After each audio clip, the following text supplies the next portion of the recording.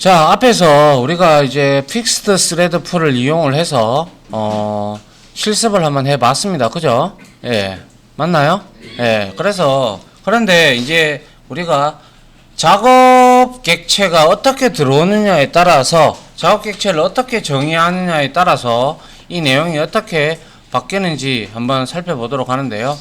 우리가 앞서 살펴봤듯이 작업 객체를 정의를 할 때는 러너블 객체로 정의를 하든지 아니면 콜러블 객체로 정의를 할 수가 있다라는 말씀을 드린 바 있습니다. 그죠? 그런데 그 두 개의 차이점은 리턴 값이 있느냐 없느냐의 차이였죠. 맞습니까? 예, 그거에 대해서 한번 봅니다. 자, 첫 번째, 리턴 값이 없는 작업의 완료를 통보를 받기 위해서는, 자, 러너블이라는 놈은요, 주상 메서드로 런 메서드를 들고 있어요. 들고 있는데, 얘는 리턴 타입이 보이드다, 그죠? 네. 맞습니까? 보이드다 보니까, 이제 이 작업을, 타스크라는 러너블 작업을, 객체를 정의를 이렇게 했다. 하고 나서 서밋을 통해서 스레드 풀에 넣었어요. 스레드 풀에 넣으면, 작업 큐에 넣으면 스레드 풀에 스레드가 이걸 가져와서 처리를 하는데 퓨처 객체로 리턴을 하고 있어요. 그죠? 네. 서밋은 리턴 타입이 퓨처잖아요. 그죠? 그래서 이렇게 넣었단 말이죠. 넣었는데 얘는 지금 뭐예요? 서밋에다가 단순히 러너블 객체만 하나 뜰락 넣은 거예요. 그죠? 네. 맞습니까? 예, 그렇기에 얘는 런 메서드가 보이드기 때문에 아무 값도 리턴을 해주지 않습니다. 그래서 얘는 future get 이렇게 합니다. 그래서 우리가 만약에 여기에서 어떠한 타입으로 만약에 받는다라고 칩시다. 받는다라고 치면 그 값은 그냥 널이 됩니다.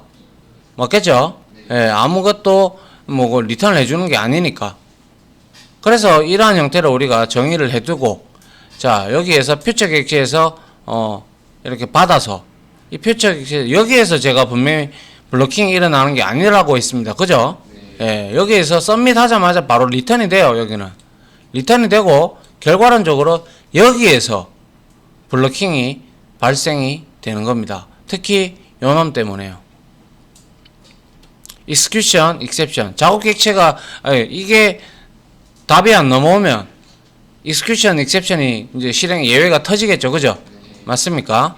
그래서 여기서 블로킹이 일어난다는 사실을 여러분들이 머리에 넣어 주셨으면 좋겠네요. 자, 그리고 이 부분은 제가 정리를 해놨는데요. 정리를 좀 해놨는데요. 효재가 한번 읽어보자. 러너블은 리턴 값은 널이다. 다시 말해 익스큐터 서비스에 서밋을 하게 되면 바로 퓨처가 리턴되지만 퓨처는 결과값이 아니라 원래 지원 완료 객체이다. 그래서 get이라는 메서드를 통해 리턴을 기다리는 시간을 블로킹이라고 하고 러너블의 결과는 널이라서 따로 받을 필요가 없다. 받고 싶다면 여기서 얼마든지 받으면 되겠죠. 그죠? 받아서 출력해보면 될 겁니다. 근데 걔는 뭐 널인데 굳이 우리가 받을 필요가 없겠죠. 그래서 우리가 테스트를 해보면 될 거고요.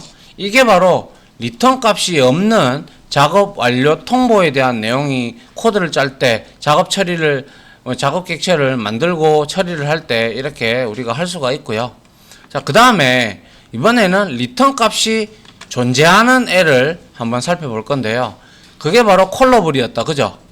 콜러블이라는 인터페이스는 얘도 역시 제네릭 타입인데 얘는 콜 메서드라는 추상 메서드를 들고 있습니다. 아울러 얘는 제네릭 타입 t를 가지고 있기 때문에 이 t의 값은 우리가 개발 시에 정해지죠. 그죠? 개발 과정에서 인티저를 주면 인티저, 스트링을 주면 스트링 등등 이렇게 우리가 되다 보니까 t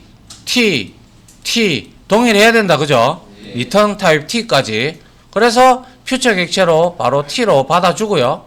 그리고 나서 얘는 결과값을 t로 리턴을 해주니까 t 타입으로 이렇게 받아주면 된다는 거예요. 그러면 이 결과값을 받아가지고 이 리절트라는 참조 변수를 통해 가지고 우리가 뭔가 작업을 진행을 하면 될 거라고 보여지네요. 그죠? 맞나요? 예.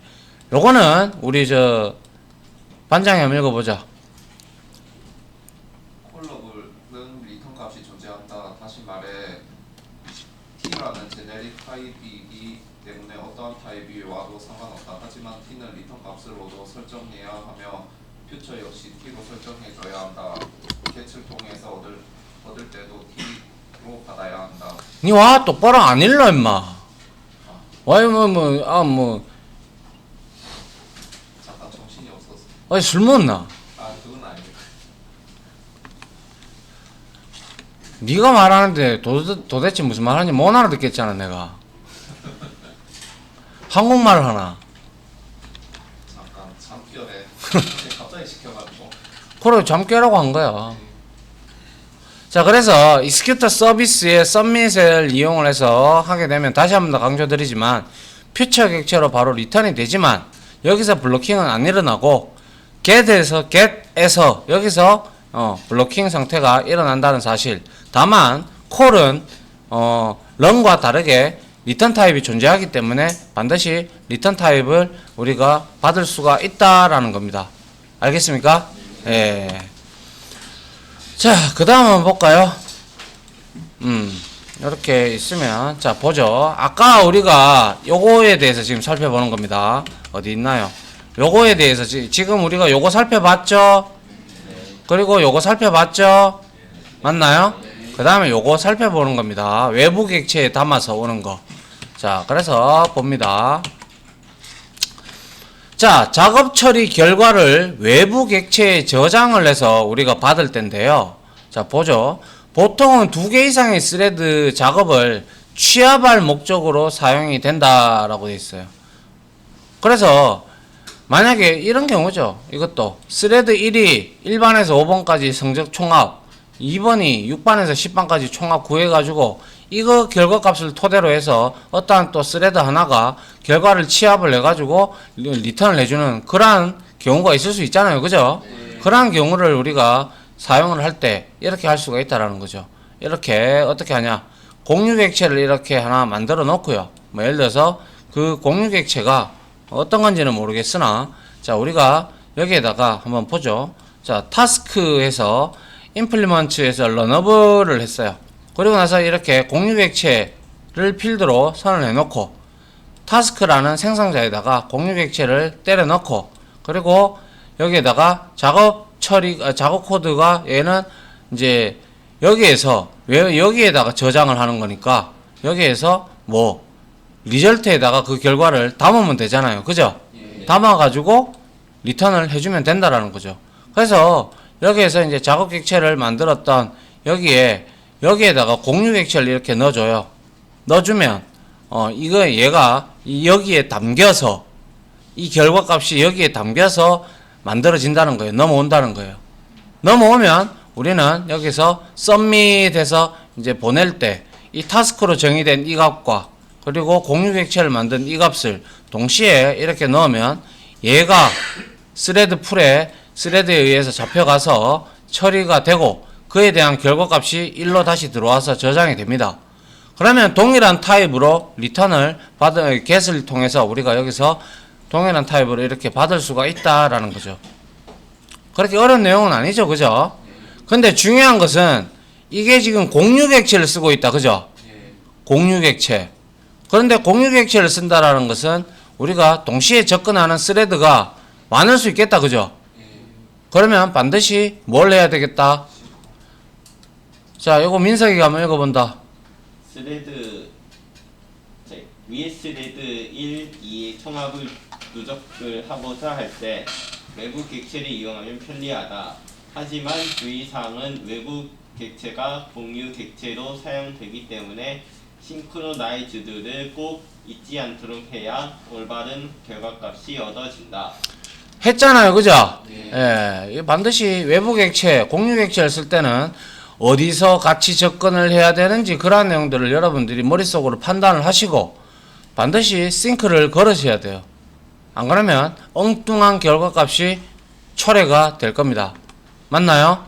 예, 요렇게 해서 외부 작업 처리 결과를 외부 객체에 넣는 방법까지 한번 살펴봤고요. 자, 그 다음에 이거는 솔직히 별로 여러분들한테 안 가르쳐 드리고 싶지는 않아요. 이건 왜냐하면 뒤에 컴플리션 서비스라는 우리가 배우지 않는 NIO 쪽에서 땡겨오는 내용이라 가지고 별로 안 가르쳐 드리고 싶고요. 이 콜백 방식은 여러분들이 알아둬야 될 필요가 있기 때문에 뭐 일단은 한번 요까지 해서 우리가 일단 외부 객체에 저장하는 것까지 한번 하고 봅시다. 알겠죠? 예, 요까지 해서 스레드풀의 강의 요까지 해서 하나 끊을게요.